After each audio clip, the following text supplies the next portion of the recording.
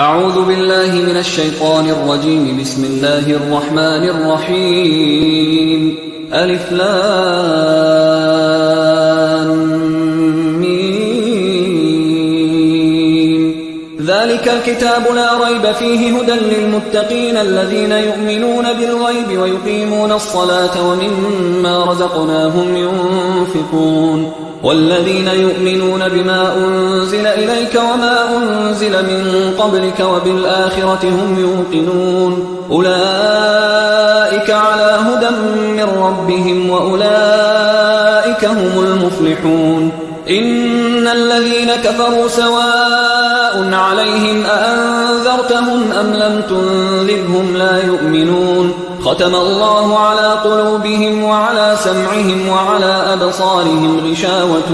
ولهم عذاب عظيم. ومن الناس من يقول آمنا بالله وباليوم الآخر وما هم بمؤمنين يخادعون الله والذين آمنوا وما يخدعون إلا أنفسهم وما يشعرون. في قلوبهم مرض فزادهم الله مرضا ولهم عذاب أليم بما كانوا يكذبون. وإذا قيل لهم لا تفسدوا في الأرض قالوا إنما نحن مصلحون ألا إنهم هم المفسدون ولكن لا يشعرون. وإذا قيل لهم آمنوا كما آمن الناس قالوا أنؤمن كما آمن السفهاء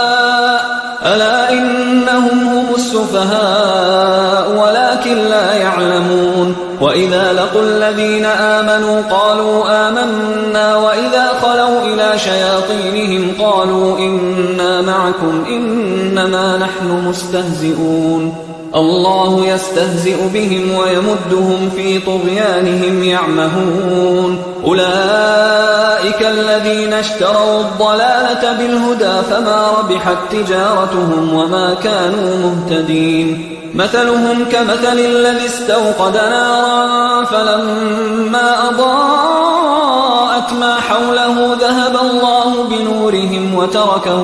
وتركهم في ظلمات لا يبصرون. صم بكم عمي فهم لا يرجعون. أو كصيب من السماء فيه ظلمات ورعد وبرق يجعلون أصابعهم في آذانهم من الصواعق حذر الموت والله محيط بالكافرين. يكاد البرق يخطف أبصارهم كلما أضاء لهم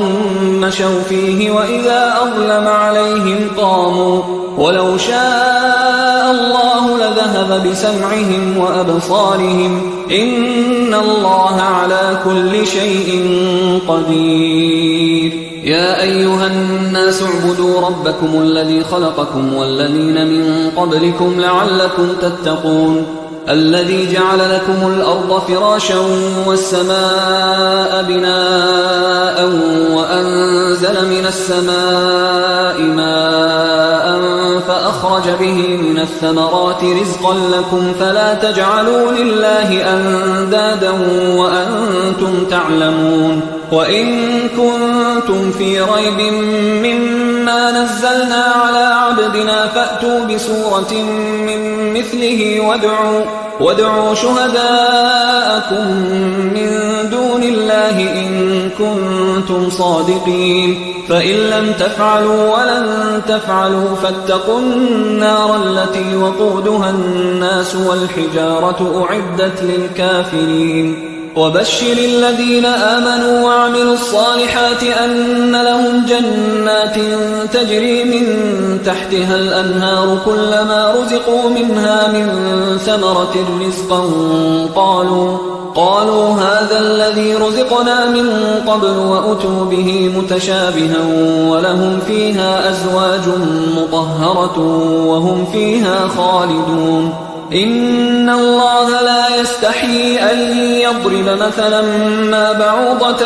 فما فوقها فأما الذين آمنوا فيعلمون أنه الحق من ربهم وأما الذين كفروا فيقولون ماذا أراد الله بهذا مثلا يضل به كثيرا ويهدي به كثيرا وما يضل به إلا الفاسقين الذين ينقضون عهد الله من بعد ميثاقه ويقطعون ما أمر الله به أن يوصل ويفسدون في الأرض أولئك هم الخاسرون كيف تكفرون بالله وكنتم أمواتا فأحياكم ثم يميتكم ثم يحييكم ثم إليه ترجعون هو الذي خلق لكم ما في الأرض جميعا ثم استوى إلى السماء فسواهن 7 سماوات وهو بكل شيء عليم وإذ قال ربك للملائكة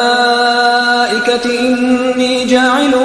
في الأرض خليفة قالوا أتجعل فيها من يفسد فيها ويسفك الدماء ونحن نسبح بحمدك ونقدس لك قال إني أعلم ما لا تعلمون وعلم آدم الأسماء كلها ثم عرضهم على الملائكة فقال أنبئوني بأسماء هؤلاء إن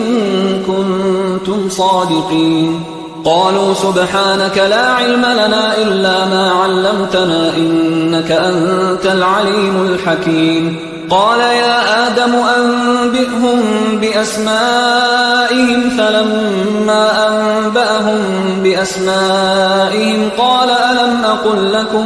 قال ألم أقل لكم إني أعلم غيب السماوات والأرض وأعلم ما تبدون وما كنتم تكتمون وإذ قلنا للملائكة اسجدوا لآدم فسجدوا إلا إبليس أبى واستكبر وكان من الكافرين وقلنا يا آدم اسكن أنت وزوجك الجنة وكلا منها رغدا حيث شئتما ولا تقربا هذه الشجرة فتكونا من الظالمين فأزلهما الشيطان عنها فأخرجهما مما كانا فيه وقلنا اهبطوا بعضكم لبعض عدو ولكم في الأرض مستقر ومتاع إلى حين فتلقى آدم من ربه كلمات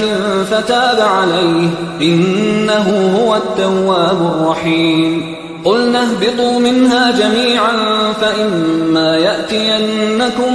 مني هدى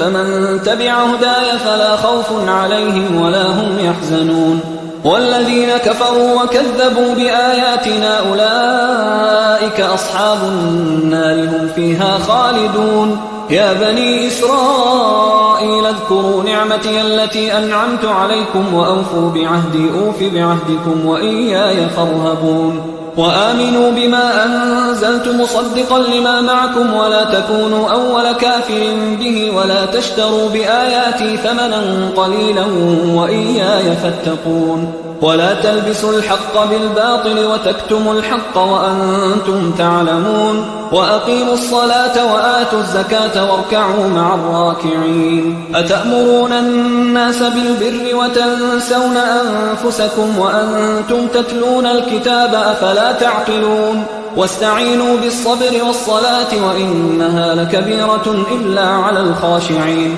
الذين يظنون أنهم ملاقو ربهم وأنهم إليه راجعون يا بني إسرائيل اذكروا نعمتي التي أنعمت عليكم وأني فضلتكم على العالمين واتقوا يوما لا تجزي نفس عن نفس شيئا ولا يقبل منها شفاعة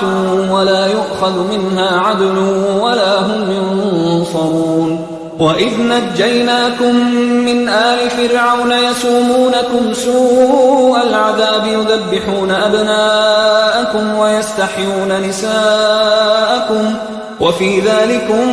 بلاء من ربكم عظيم وإذ فرقنا بكم البحر فأنجيناكم وأغرقنا آل فرعون وأنتم تنظرون وإذ واعدنا موسى 40 ليلة ثم اتخذتم العجل من بعده وأنتم ظالمون ثم عفونا عنكم من بعد ذلك لعلكم تشكرون وإذ آتينا موسى الكتاب والفرقان لعلكم تهتدون وإذ قال موسى لقومه يا قوم إنكم ظلمتم أنفسكم باتخاذكم العجل فتوبوا إلى بارئكم فاقتلوا أنفسكم ذلكم خير لكم عند بارئكم فتاب عليكم إنه هو التواب الرحيم وإذ قلتم يا موسى لن نؤمن لك حتى نرى الله جهرة فأخذتكم الصاعقة وأنتم تنظرون ثم بعثناكم من بعد موتكم لعلكم تشكرون وظللنا عليكم الغمام وأنزلنا عليكم المن والسلوى كلوا من طيبات ما رزقناكم وما ظلمونا ولكن كانوا أنفسهم يظلمون وإذ قلنا ادخلوا هذه القرية فكلوا منها حيث شئتم رغدا وادخلوا الباب سجدا وقولوا حطة نغفر لكم خطاياكم وسنزيد المحسنين فبدل الذين ظلموا قولا غير الذي قيل لهم فأنزلنا على الذين ظلموا رجزا من السماء بما كانوا يفسقون وإذ استسقى موسى لقومه فقلنا اضرب بعصاك الحجر فانفجرت منه 12 عينا قد علم كل أناس مشربهم كلوا واشربوا من رزق الله ولا تعثوا في الأرض مفسدين وإذ قلتم يا موسى لن نصبر على طعام واحد فادع لنا ربك يخرج لنا مما تنبت الأرض من بقلها وقثائها وفومها وعدسها وبصلها قال أتستبدلون الذي هو أدنى بالذي هو خير اهبطوا مصرا فإن لكم ما سألتم وضربت عليهم الذلة والمسكنة وباءوا بغضب من الله ذلك بأنهم كانوا يكفرون بآيات الله ويقتلون النبيين بغير الحق ذلك بما عصوا وكانوا يعتدون إن الذين آمنوا والذين هادوا والنصارى والصابئين من آمن بالله واليوم الآخر وعمل صالحا فلهم أجرهم عند ربهم ولا خوف عليهم ولا هم يحزنون وإذ أخذنا ميثاقكم ورفعنا فوقكم الطور خذوا ما آتيناكم بقوة واذكروا ما فيه لعلكم تتقون ثم توليتم من بعد ذلك فلولا فضل الله عليكم ورحمته لكنتم من الخاسرين ولقد علمتم الذين اعتدوا منكم في السبت فقلنا لهم كونوا قردة خاسئين فجعلناها نكالا لما بين يديها وما خلفها وموعظة للمتقين وإذ قال موسى لقومه إن الله يأمركم أن تذبحوا بقرة قالوا أتتخذنا هزوا قال أعوذ بالله أن أكون من الجاهلين قالوا ادع لنا ربك يبين لنا ما هي قال إنه يقول إنها بقرة لا فارض ولا بكر عوان بين ذلك فافعلوا ما تؤمرون قالوا ادع لنا ربك يبين لنا ما لونها قال إنه يقول إنها بقرة صفراء فاقع لونها تسر الناظرين قالوا ادع لنا ربك يبين لنا ما هي إن البقرة شابه علينا وإنا إن شاء الله لمهتدون قال إنه يقول إنها بقرة لا ذلول تثير الأرض ولا تسقي الحرث مسلمة لا شية فيها قالوا الآن جئت بالحق فذبحوها وما كادوا يفعلون وإذ قتلتم نفسا فادارأتم فيها والله مخرج ما كنتم تكتمون فقلنا اضربوه ببعضها كذلك يحيي الله الموتى ويريكم آياته لعلكم تعقلون ثم قست قلوبكم من بعد ذلك فهي كالحجارة أو أشد قسوة وإن من الحجارة لما يتفجر منه الأنهار وإن منها لما يشقق فيخرج منه الماء وإن منها لما يهبط من خشية الله وما الله بغافل عما تعملون أفتطمعون أن يؤمنوا لكم وقد كان فريق منهم يسمعون كلام الله ثم يحرفونه من بعد ما عقلوه وهم يعلمون وإذا لقوا الذين آمنوا قالوا آمنا وإذا خلا بعضهم إلى بعض قالوا أتحدثونهم بما فتح الله عليكم ليحاجوكم به عند ربكم أفلا تعقلون أولا يعلمون أن الله يعلم ما يسرون وما يعلنون ومنهم أميون لا يعلمون الكتاب إلا أماني وإنهم إلا يظنون فويل للذين يكتبون الكتاب بأيديهم ثم يقولون هذا من عند الله ليشتروا به ثمنا قليلا فويل لهم مما كتبت أيديهم وويل لهم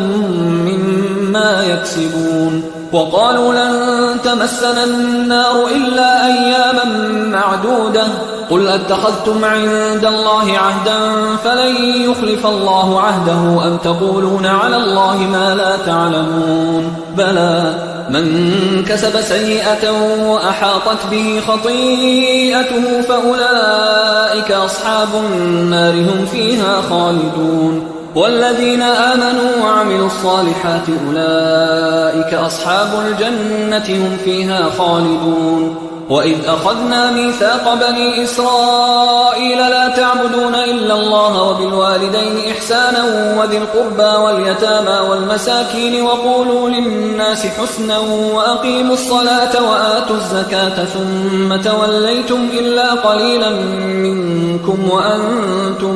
معرضون وإذ أخذنا ميثاقكم لا تسفكون دماءكم ولا تخرجون أنفسكم من دياركم ثم أقررتم وأنتم تشهدون ثم أنتم هؤلاء تقتلون أنفسكم وتخرجون فريقا منكم من ديارهم تظاهرون عليهم بالإثم والعدوان وإن يأتوكم أسارى تفادوهم وهو محرم عليكم إخراجهم أفتؤمنون ببعض الكتاب وتكفرون ببعض فما جزاء من يفعل ذلك منكم إلا خزي في الحياة الدنيا ويوم القيامة يردون إلى أشد العذاب وما الله بغافل عما تعملون أولئك الذين اشتروا الحياة الدنيا بالآخرة فلا يخفف عنهم العذاب ولا هم ينصرون ولقد آتينا موسى الكتاب وقفينا من بعده بالرسل وآتينا عيسى ابن مريم البينات وأيدناه بروح القدس أفكلما جاءكم رسول بما لا تهوى أنفسكم استكبرتم ففريقا كذبتم وفريقا تقتلون وقالوا قلوبنا غلف بل لعنهم الله بكفرهم فقليلا ما يؤمنون ولما جاءهم كتاب من عند الله مصدق لما معهم وكانوا من قبل يستفتحون على الذين كفروا فلما جاءهم ما عرفوا كفروا به فلعنة الله على الكافرين بئس ما اشتروا به أنفسهم أن يكفروا بما أنزل الله بغيا أن ينزل الله من فضله على من يشاء من عباده فباءوا بغضب على غضب وللكافرين عذاب مهين وإذا قيل لهم آمنوا بما أنزل الله قالوا نؤمن بما أنزل علينا ويكفرون بما وراءه وهو الحق مصدقا لما معهم قل فلم تقتلون أنبياء الله من قبل إن كنتم مؤمنين ولقد جاءكم موسى بالبينات ثم اتخذتم العجل من بعده وأنتم ظالمون وإذ أخذنا ميثاقكم ورفعنا فوقكم الطور خذوا ما آتيناكم بقوة واسمعوا قالوا سمعنا وعصينا وأشربوا في قلوبهم العجل بكفرهم قل بئس ما يأمركم به إيمانكم إن كنتم مؤمنين قل إن كانت لكم الدار الآخرة عند الله خالصة من دون الناس فتمنوا الموت إن كنتم صادقين ولن يتمنوه أبدا بما قدمت أيديهم والله عليم بالظالمين ولتجدنهم أحرص الناس على حياة ومن الذين أشركوا يود أحدهم لو يعمر 1000 سنة وما هو بمزحزحه من العذاب أن يعمر والله بصير بما يعملون قل من كان عدوا لجبريل فإنه نزله على قلبك بإذن الله مصدقا لما بين يديه وهدى وبشرى للمؤمنين من كان عدوا لله وملائكته ورسله وجبريل وميكال فإن الله عدو للكافرين ولقد أنزلنا إليك آيات بينات وما يكفر بها إلا الفاسقون أوكلما عاهدوا عهدا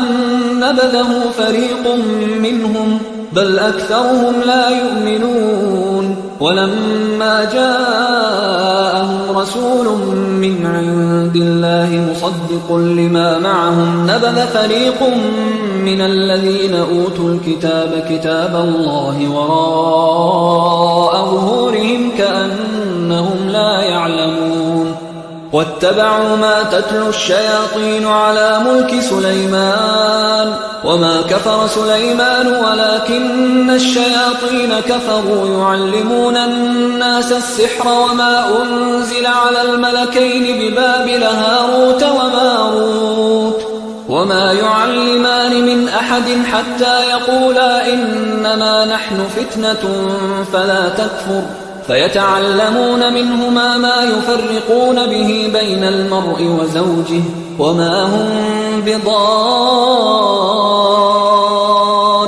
به من أحد إلا بإذن الله ويتعلمون ما يضرهم ولا ينفعهم ولقد علموا لمن اشتراه ما له في الآخرة من خلاق ولبئس ما شروا به أنفسهم لو كانوا يعلمون ولو أنهم آمنوا واتقوا لمثوبة من عند الله خير لو كانوا يعلمون يا أيها الذين آمنوا لا تقولوا راعنا وقولوا انظرنا واسمعوا وللكافرين عذاب أليم ما يود الذين كفروا من أهل الكتاب ولا المشركين أن ينزل عليكم من خير من ربكم والله يختص برحمته من يشاء والله ذو الفضل العظيم ما ننسخ من آية أو ننسها نأت بخير منها أو مثلها ألم تعلم أن الله على كل شيء قدير ألم تعلم أن الله له ملك السماوات والأرض وما لكم من دون الله من ولي ولا نصير أم تريدون أن تسألوا رسولكم كما سئل موسى من قبل ومن يتبدل الكفر بالإيمان فقد ضل سواء السبيل ود كثير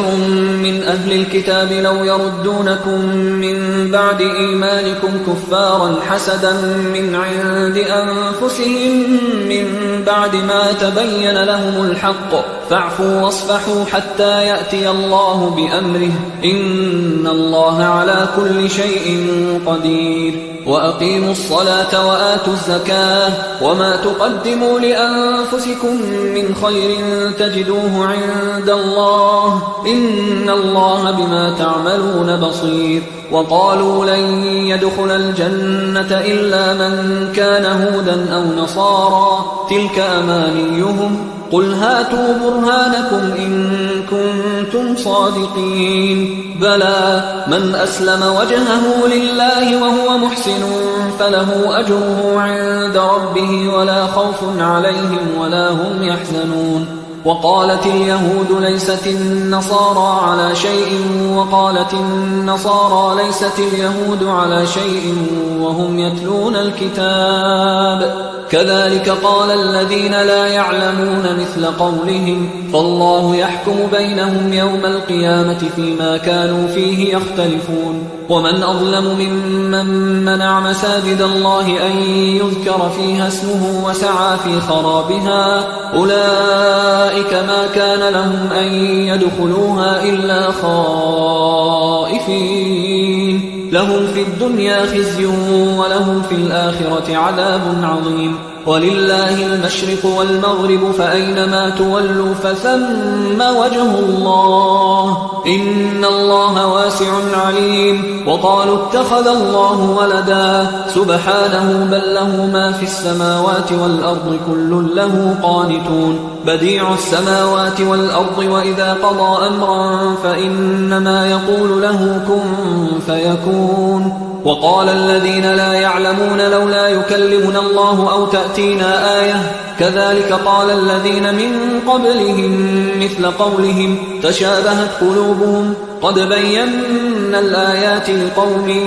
يوقنون إنا أرسلناك بالحق بشيرا ونذيرا ولا تسأل عن أصحاب الجحيم ولن ترضى عنك اليهود ولا النصارى حتى تتبع ملتهم قل إن هدى الله هو الهدى ولئن اتبعت أهواءهم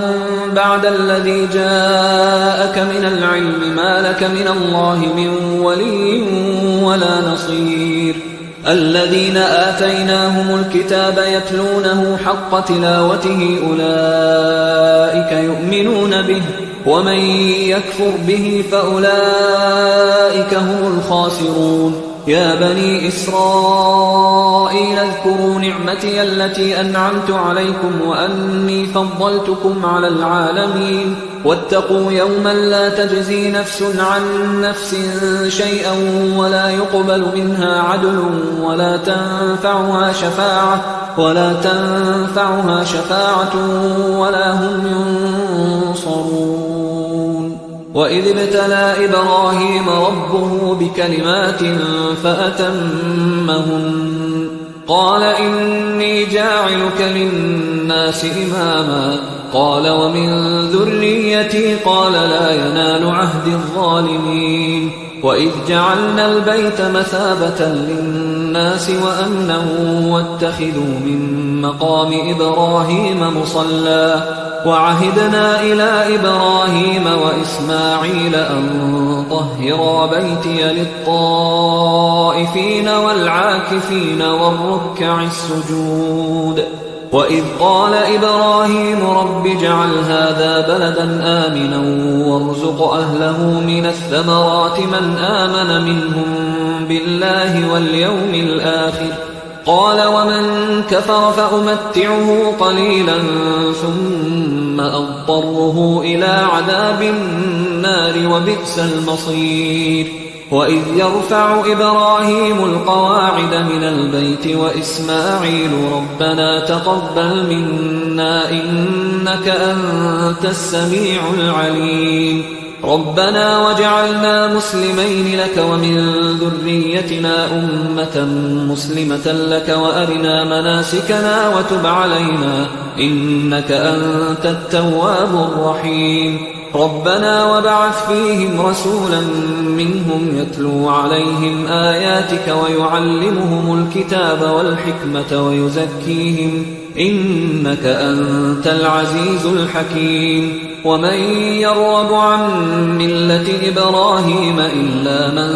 سفه نفسه ولقد اصطفيناه في الدنيا وإنه في الآخرة لمن الصالحين إذ قال له ربه أسلم قال أسلمت لرب العالمين ووصى بها إبراهيم بنيه ويعقوب يا بني إن الله اصطفى لكم الدين فلا تموتن إلا وأنتم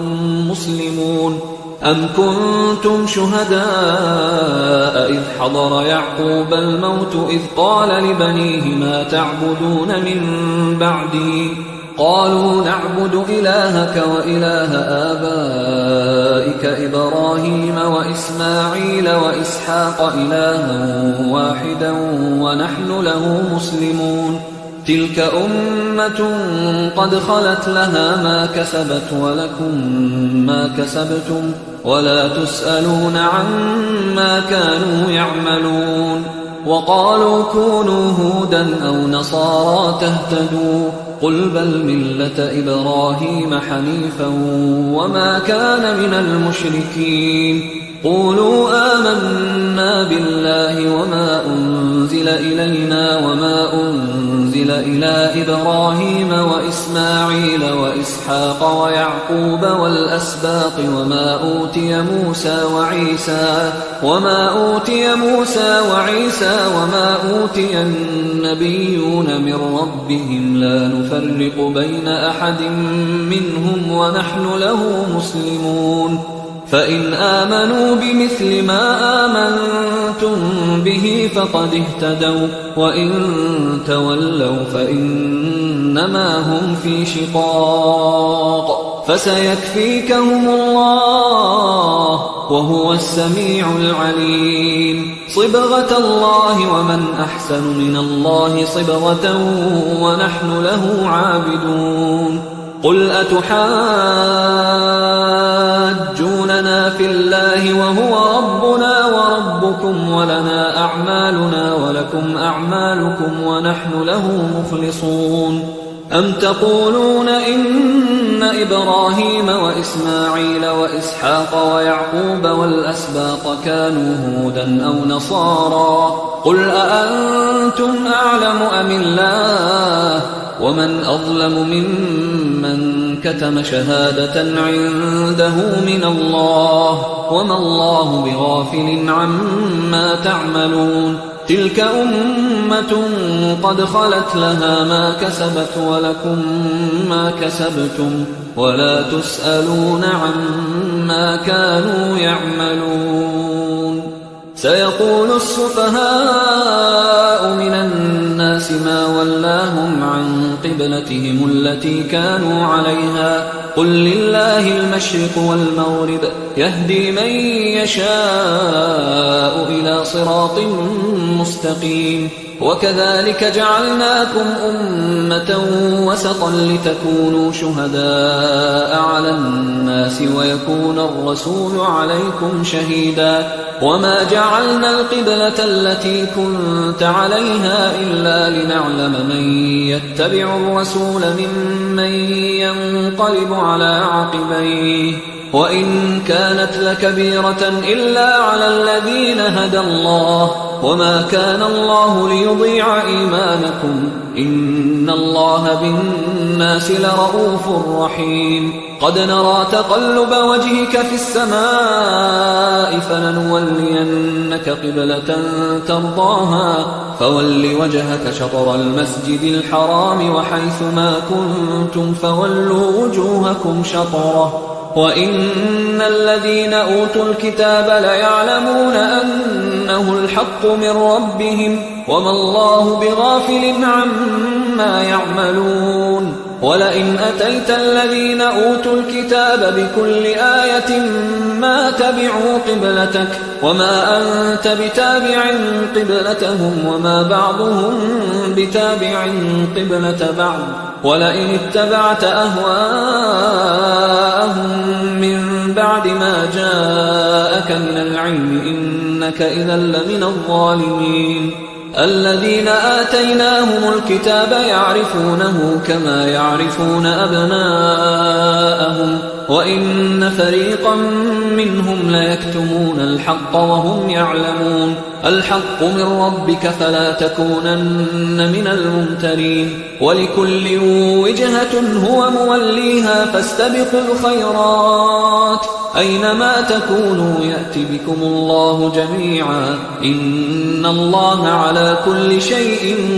قدير ومن حيث خرجت فول وجهك شطر المسجد الحرام وإنه للحق من ربك وما الله بغافل عما تعملون ومن حيث خرجت فول وجهك شطر المسجد الحرام وحيث ما كنتم فولوا وجوهكم شطره لئلا يكون للناس عليكم حجة إلا الذين ظلموا منهم فلا تخشوهم واخشوني ولأتم نعمتي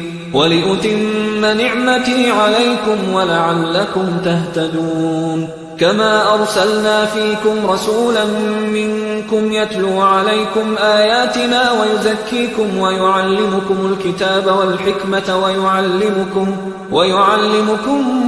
ما لم تكونوا تعلمون فاذكروني أذكركم واشكروا لي ولا تكفرون يا أيها الذين آمنوا استعينوا بالصبر والصلاة إن الله مع الصابرين ولا تقولوا لمن يقتل في سبيل الله أموات بل أحياء ولكن لا تشعرون ولنبلونكم بشيء من الخوف والجوع ونقص من الأموال والأنفس والثمرات وبشر الصابرين الذين إذا أصابتهم مصيبة قالوا إنا لله وإنا إليه راجعون أولئك عليهم صلوات من ربهم ورحمة وأولئك هم المهتدون إن الصفا والمروة من شعائر الله فمن حج البيت أو اعتمر فلا جناح عليه أن يطوف بهما ومن تطوع خيرا فإن الله شاكر عليم إن الذين يكتمون ما أنزلنا من البينات والهدى من بعد ما بيناه للناس في الكتاب أولئك يلعنهم الله ويلعنهم اللاعنون إلا الذين تابوا وأصلحوا وبينوا فأولئك أتوب عليهم وأنا التواب الرحيم إن الذين كفروا وماتوا وهم كفار أولئك عليهم لعنة الله والملائكة والناس أجمعين خالدين فيها لا يخفف عنهم العذاب ولا هم ينظرون وإلهكم إله واحد لا إله إلا هو الرحمن الرحيم إن في خلق السماوات والأرض واختلاف الليل والنهار والفلك التي تجري في البحر بما ينفع الناس وما أنزل الله من السماء من ماء فأحيا به الأرض بعد موتها وبث فيها من كل دابة وتصريف الرياح والسحاب المسخر بين السماء والأرض لآيات لقوم يعقلون ومن الناس من يتخذ من دون الله أندادا يحبونهم كحب الله والذين آمنوا أشد حبا لله ولو يرى الذين ظلموا إذ يرون العذاب أن القوة لله جميعا وأن الله شديد العذاب إذ تبرأ الذين اتبعوا من الذين اتبعوا ورأوا العذاب وتقطعت بهم الأسباب وقال الذين اتبعوا لو أن لنا كرة فنتبرأ منهم كما تبرأوا منا كذلك يريهم الله أعمالهم حسرات عليهم وما هم بخارجين من النار يا أيها الناس كلوا مما في الأرض حلالا طيبا ولا تتبعوا خطوات الشيطان إنه لكم عدو مبين إنما يأمركم بالسوء والفحشاء وأن تقولوا على الله ما لا تعلمون وإذا قيل لهم اتبعوا ما أنزل الله قالوا بل نتبع ما ألفينا عليه آباءنا أولو كان آباؤهم لا يعقلون شيئا ولا يهتدون ومثل الذين كفروا كمثل الذي ينعق بما لا يسمع إلا دعاء ونداء صم بكم عمي فهم لا يعقلون يا أيها الذين آمنوا كلوا من طيبات ما رزقناكم واشكروا لله إن كنتم إياه تعبدون إنما حرم عليكم الميتة والدم ولحم الخنزير وما أهل به لغير الله فمن اضطر غير باغ ولا عاد فلا إثم عليه إن الله غفور رحيم إن الذين يكتمون ما أنزل الله من الكتاب ويشترون به ثمنا قليلا أولئك ما يأكلون في بطونهم إلا النار ولا يكلمهم الله يوم القيامة ولا يزكيهم ولهم عذاب أليم أولئك الذين اشتروا الضلالة بالهدى والعذاب بالمغفرة فما أصبرهم على النار ذلك بأن الله نزل الكتاب بالحق وإن الذين اختلفوا في الكتاب لفي شقاق بعيد ليس البر أن تولوا وجوهكم قبل المشرق والمغرب ولكن البر من آمن بالله واليوم الآخر والملائكة والكتاب والنبيين وآتى المال على حبه ذوي القربى واليتامى والمساكين وابن السبيل والسائلين وفي الرقاب وأقام الصلاة وآتى الزكاة والموفون بعهدهم إذا عاهدوا والصابرين في البأساء والضراء وحين البأس أولئك الذين صدقوا وأولئك هم المتقون يا أيها الذين آمنوا كتب عليكم القصاص في القتلى الحر بالحر والعبد بالعبد والأنثى بالأنثى فمن عفي له من أخيه شيء فاتباع بالمعروف وأداء إليه بإحسان ذلك تخفيف من ربكم ورحمة فمن اعتدى بعد ذلك فله عذاب أليم ولكم في القصاص حياة يا أولي الألباب لعلكم تتقون كتب عليكم إذا حضر أحدكم الموت إن ترك خيرا الوصية للوالدين والأقربين بالمعروف حقا على المتقين فمن بدله بعدما سمعه فإنما إثمه على الذين يبدلونه إن الله سميع عليم فمن خاف من موص جنفا أو إثما فأصلح بينهم فلا إثم عليه إن الله غفور رحيم. يا أيها الذين آمنوا كتب عليكم الصيام كما كتب على الذين من قبلكم لعلكم تتقون أياما معدودات فمن كان منكم مريضا أو على سفر فعدة من أيام أخر وعلى الذين يطيقونه فدية طعام مسكين فمن تطوع خيرا فهو خير له وأن تصوموا خير لكم إن كنتم تعلمون. شهر رمضان الذي أنزل فيه القرآن هدى للناس وبينات من الهدى والفرقان فمن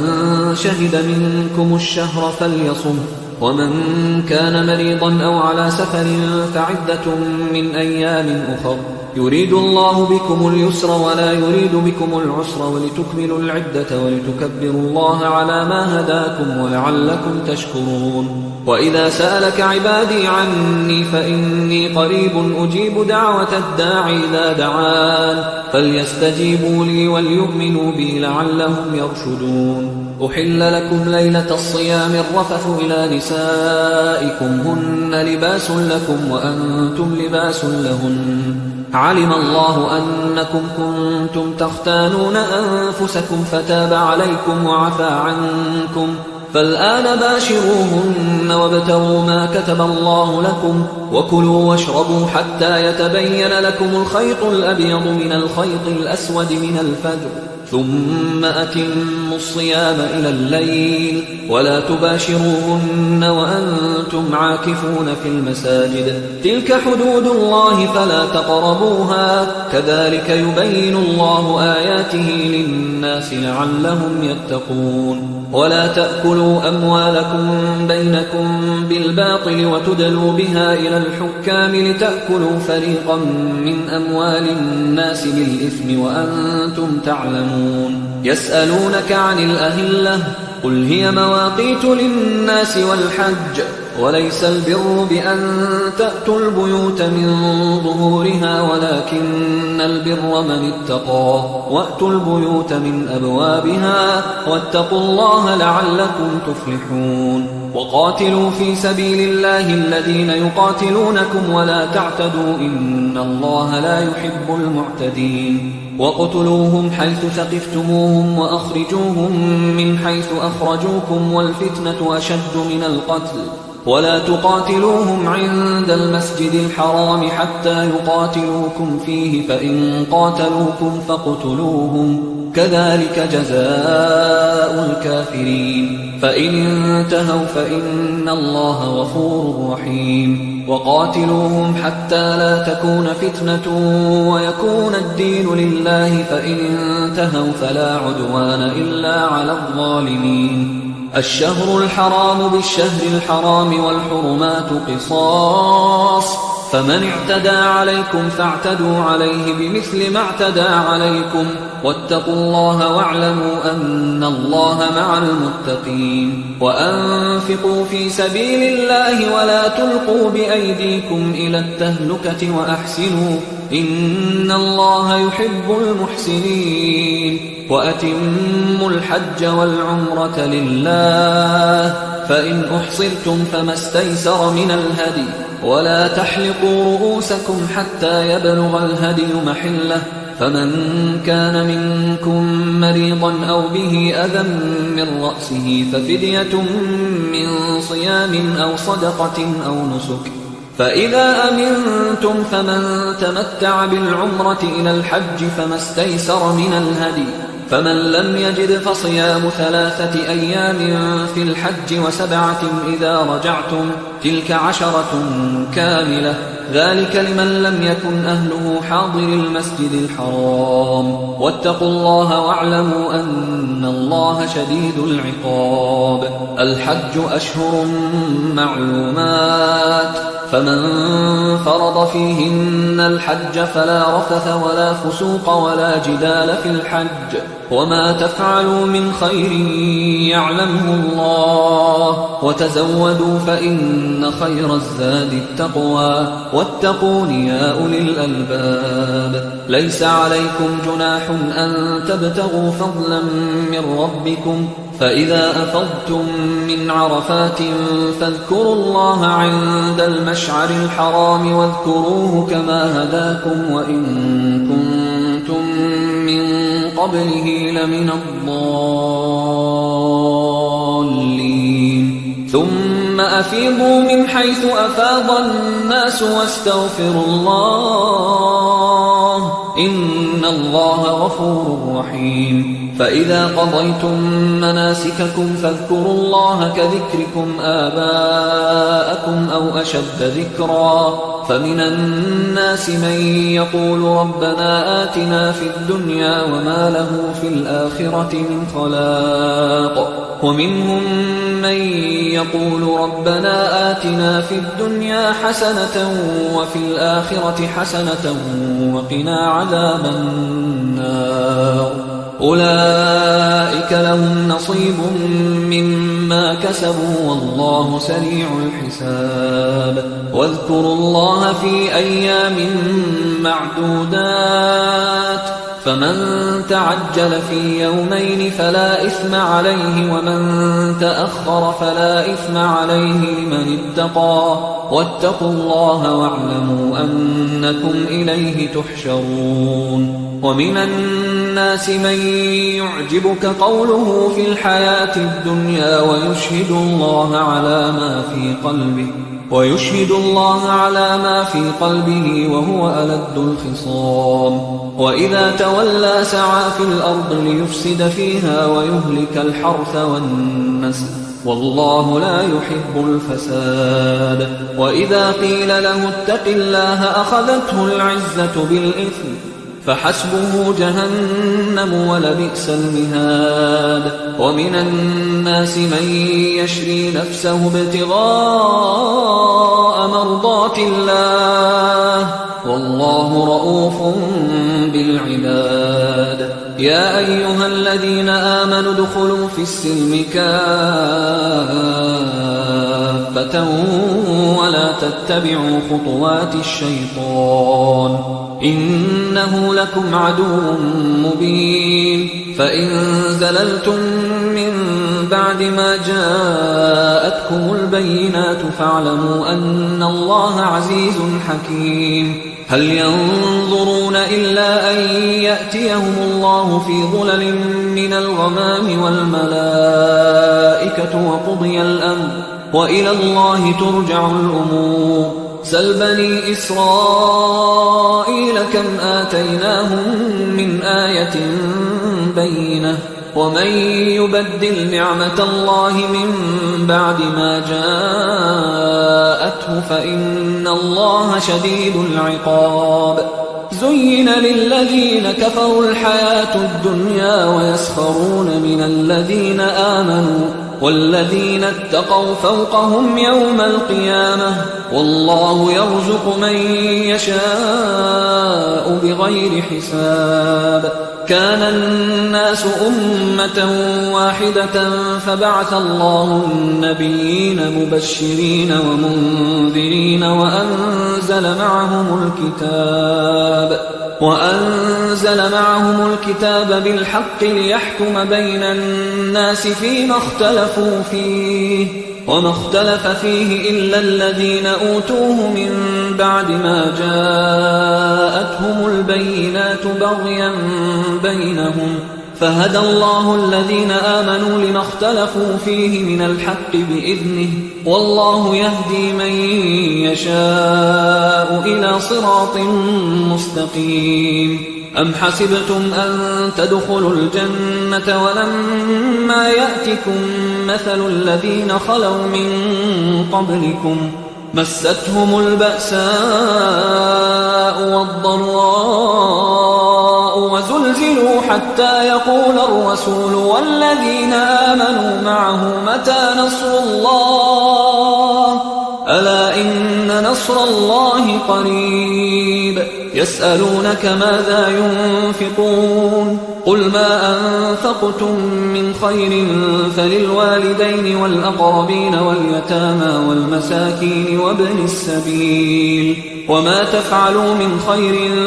فإن الله به عليم كتب عليكم القتال وهو كره لكم وعسى أن تكرهوا شيئا وهو خير لكم وعسى أن تحبوا شيئا وهو شر لكم والله يعلم وأنتم لا تعلمون يسألونك عن الشهر الحرام قتال فيه قل قتال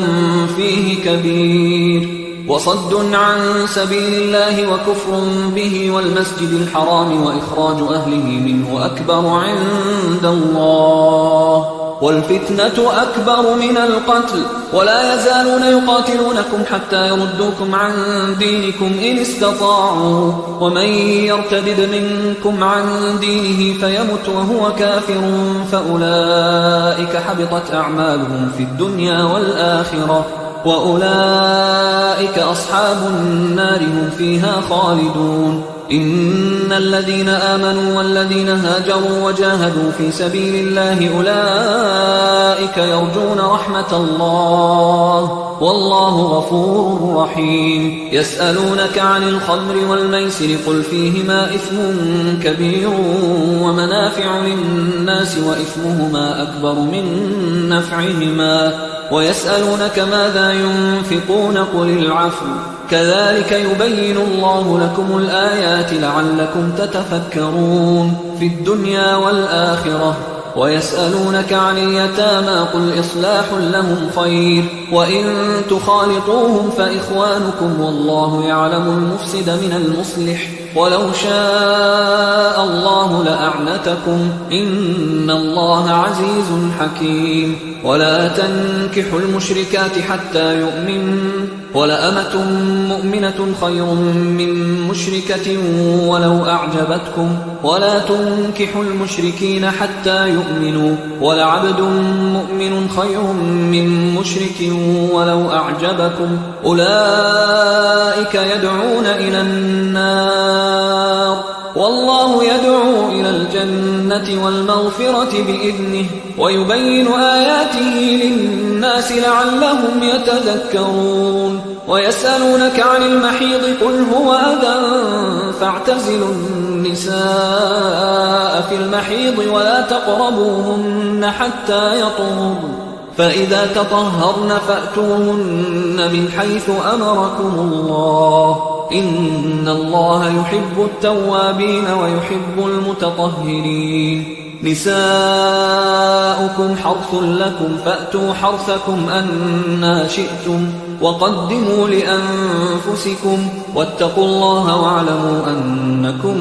ملاقوه وبشر المؤمنين ولا تجعلوا الله عرضة لأيمانكم أن تبروا وتتقوا وتصلحوا بين الناس والله سميع عليم لا يؤاخذكم الله باللغو في أيمانكم ولكن يؤاخذكم بما كسبت قلوبكم والله غفور حليم للذين يؤلون من نسائهم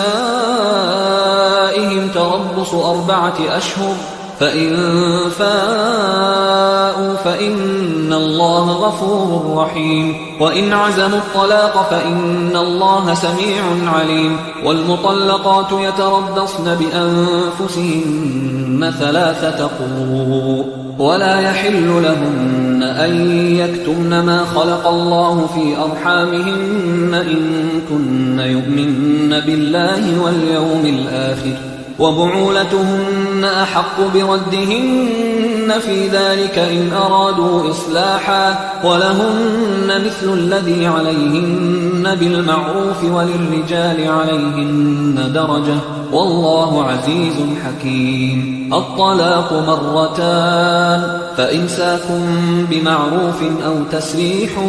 بإحسان ولا يحل لكم أن تأخذوا مما آتيتموهن شيئا إلا أن يخافا ألا يقيما حدود الله فإن خفتم ألا يقيما حدود الله فلا جناح عليهما فيما افتدت به تلك حدود الله فلا تعتدوها ومن يتعد حدود الله فأولئك هم الظالمون فإن طلقها فلا تحل له من بعد حتى تنكح زوجا غيره فإن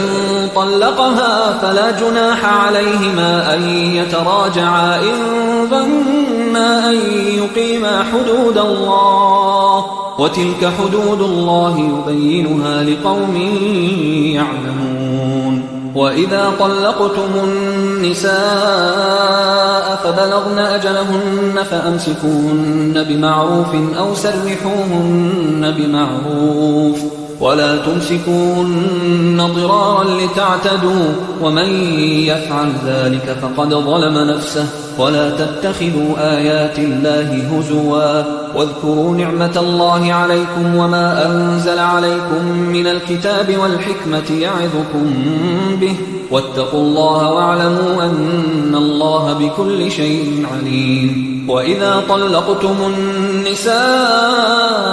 فبلغن أجلهن فلا تعضلوهن أن ينكحن أزواجهن إذا تراضوا بينهم بالمعروف ذلك يوعظ به من كان منكم يؤمن بالله واليوم الآخر ذلكم أزكى لكم وأطهر والله يعلم وأنتم لا تعلمون والوالدات يرضعن أولادهن حولين كاملين لمن أراد أن يتم الرضاعة وعلى المولود له رزقهن وكسوتهن بالمعروف لا تكلف نفس إلا وسعها لا تضار والدة بولدها ولا مولود له بولده وعلى الوارث مثل ذلك فإن أرادا فصالا عن تراض منهما وتشاور فلا جناح عليهما وإن أردتم أن تسترضعوا أولادكم فلا جناح عليكم إذا سلمتم ما آتيتم بالمعروف واتقوا الله واعلموا أن الله بما تعملون بصير والذين يتوفون منكم ويذرون أزواجا يتربصن بأنفسهن 4 أشهر وعشرا فإذا بلغن أجلهن فلا جناح عليكم فيما فعلن في أنفسهن بالمعروف والله بما تعملون خبير ولا جناح عليكم فيما عرضتم به من خطبة النساء أو أكننتم في أنفسكم علم الله أنكم ستذكرونهن ولكن لا تواعدوهن سرا إلا أن تقولوا قولا معروفا ولا تعزموا عقدة النكاح حتى يبلغ الكتاب أجله واعلموا أن الله يعلم ما في أنفسكم فاحذروه واعلموا أن الله غفور حليم لا جناح عليكم إن طلقتم النساء ما لم تمسوهن أو تفرضوا لهن فريضة ومتعوهن على الموسع قدره وعلى المقتر قدره متاعا بالمعروف حقا على المحسنين وإن طلقتموهن من قبل أن تمسوهن وقد فرضتم لهن فريضة فنصف ما فرضتم إلا أن يعفون أو يعفو الذي بيده عقدة النكاح وأن تعفوا أقرب للتقوى ولا تنسوا الفضل بينكم إن الله بما تعملون بصير حافظوا على الصلوات والصلاة الوسطى وقوموا لله قانتين فإن خفتم فرجالا أو ركبانا فإذا أمنتم فاذكروا الله كما علمكم ما لم تكونوا تعلمون والذين يتوفون منكم ويذرون أزواجا وصية لأزواجهم متاعا إلى الحول غير إخراج فإن خرجن فلا جناح عليكم فيما فعلن في أنفسهن من معروف والله عزيز حكيم وللمطلقات متاع بالمعروف حقا على المتقين كذلك يبين الله لكم آياته لعلكم تعقلون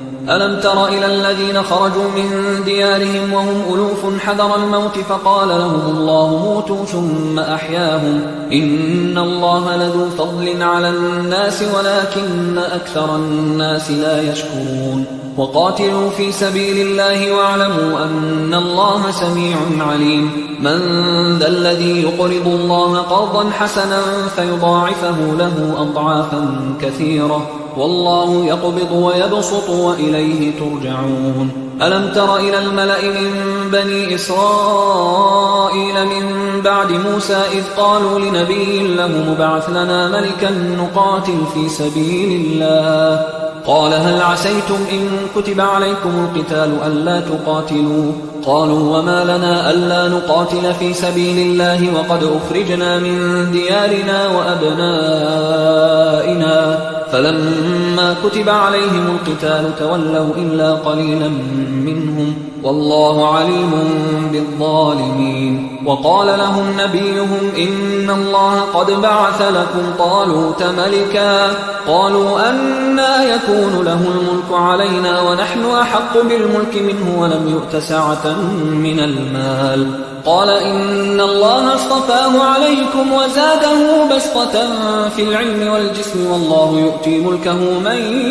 يشاء والله واسع عليم وقال لهم نبيهم إن آية ملكه أن يأتيكم التابوت فيه سكينة من ربكم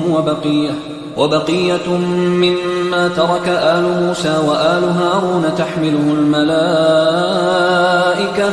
إن في ذلك لآية لكم إن كنتم مؤمنين فلما فصل طالوت بالجنود قال إن الله مبتليكم بنهر فمن شرب منه فليس مني ومن لم يطعمه فإنه مني إلا من اغترف غرفة بيده فشربوا منه إلا قليلا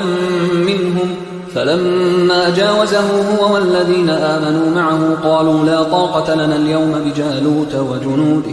قال الذين يظنون أنهم ملاقوا الله كم من فئة قليلة غلبت فئة كثيرة بإذن الله والله مع الصابرين ولما برزوا لجالوت وجنوده قالوا ربنا أفرغ علينا صبرا وثبت أقدامنا وانصرنا على القوم الكافرين فهزموهم بإذن الله وقتل داود جالوت وآتاه الله الملك والحكمة وعلمه مما يشاء ولولا دفع الله الناس بعضهم ببعض لفسدت الأرض ولكن الله ذو فضل على العالمين تلك آيات الله نتلوها عليك بالحق وإنك لمن المرسلين تلك الرسل فضلنا بعضهم على بعض منهم من كلم الله ورفع بعضهم درجات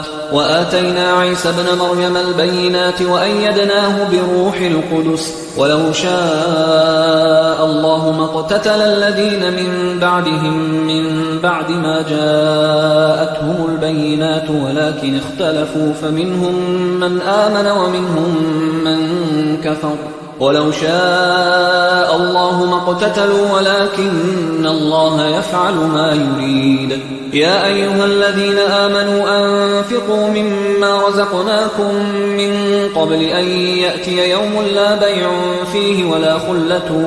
ولا شفاعة والكافرون هم الظالمون الله لا إله إلا هو الحي القيوم لا تأخذه سنة ولا نوم له ما في السماوات وما في الأرض من ذا الذي يشفع عنده إلا بإذنه يعلم ما بين أيديهم وما خلفهم ولا يحيطون بشيء من علمه إلا بما شاء وسع كرسيه السماوات والأرض ولا يؤوده حفظهما وهو العلي العظيم لا إكراه في الدين قد تبين الرشد من الغي فمن يكفر بالطاغوت ويؤمن بالله فقد استمسك بالعروة الوثقى لا انفصام لها والله سميع عليم الله ولي الذين آمنوا يخرجهم من الظلمات إلى النور والذين كفروا أولياؤهم الطاغوت يخرجونهم من النور إلى الظلمات أولئك أصحاب النار هم فيها خالدون ألم تر إلى الذي حاج حاج إبراهيم في ربه أن آتاه الله الملك إذ قال إبراهيم ربي الذي يحيي ويميت قال أنا أحيي وأميت قال إبراهيم فإن الله يأتي بالشمس من المشرق فأت بها من المغرب فبهت الذي كفر والله لا يهدي القوم الظالمين أو كالذي مر على قرية وهي خاوية على عروشها قال أنى يحيي هذه الله بعد موتها فأماته الله 100 عام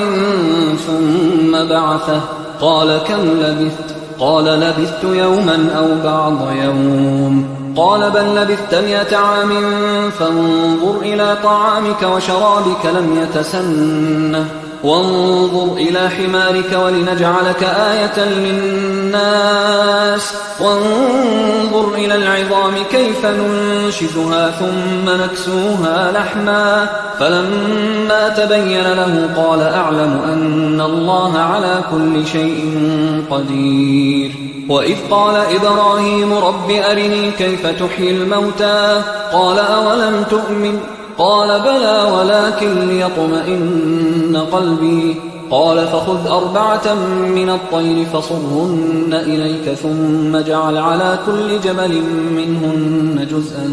ثم ادعهن يأتينك سعيا واعلم أن الله عزيز حكيم مثل الذين ينفقون أموالهم في سبيل الله كمثل حبة أنبتت 7 سنابل في كل سنبلة 100 حبة والله يضاعف لمن يشاء والله واسع عليم الذين ينفقون أموالهم في سبيل الله ثم لا يتبعون ما أنفقوا منا ولا أذى لهم أجرهم عند ربهم ولا خوف عليهم ولا هم يحزنون قول معروف ومغفرة خير من صدقة يتبعها أذى والله غني حليم يا أيها الذين آمنوا لا تبطلوا صدقاتكم بالمن والأذى كالذي ينفق ماله رئاء الناس ولا يؤمن بالله واليوم الآخر فمثله كمثل صفوان عليه تراب فأصابه وابل فتركه صلدا لا يقدرون على شيء مما كسبوا والله لا يهدي القوم الكافرين ومثل الذين ينفقون أموالهم ابتغاء مرضات الله وتثبيتا من أنفسهم كمثل جنة بربوة أصابها وابل فآتت أكلها ضعفين فإن لم يصبها وابل فطل والله بما تعملون بصير أيود أحدكم أن تكون له جنة من نخيل وأعناب تجري من تحتها الأنهار له فيها من كل الثمرات وأصابه الكبر وله ذرية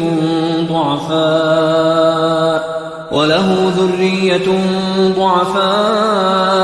فأصابها إعصار فيه نار فاحترقت كذلك يبين الله لكم الآيات لعلكم تتفكرون يا أيها الذين آمنوا أنفقوا من طيبات ما كسبتم ومما أخرجنا لكم من الأرض ولا تيمموا الخبيث منه تنفقون ولستم بآخذيه إلا أن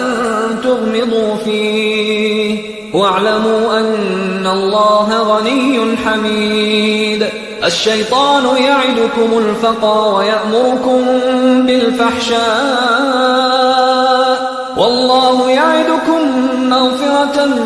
منه وفضلا والله واسع عليم يؤتي الحكمة من يشاء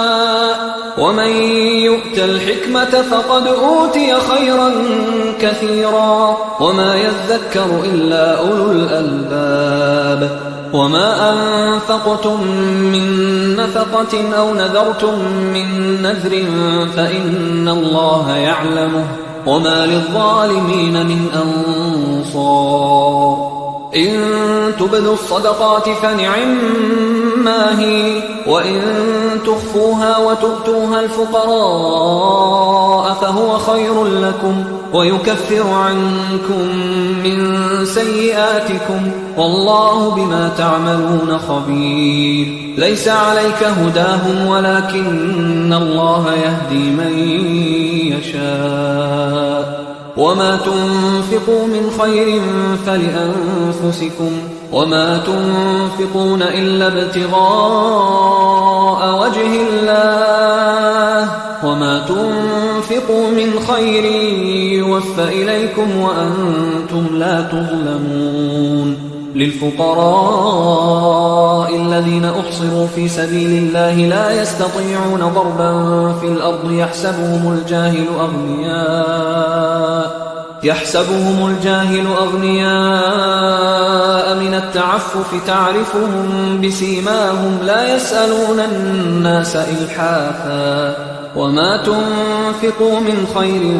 فإن الله به عليم الذين ينفقون أموالهم بالليل والنهار سرا وعلانية فلهم أجرهم عند ربهم ولا خوف عليهم ولا هم يحزنون الذين يأكلون الربا لا يقومون إلا كما يقوم الذي يتخبطه الشيطان من المس ذلك بأنهم قالوا إنما البيع مثل الربا وأحل الله البيع وحرم الربا فمن جاءه موعظة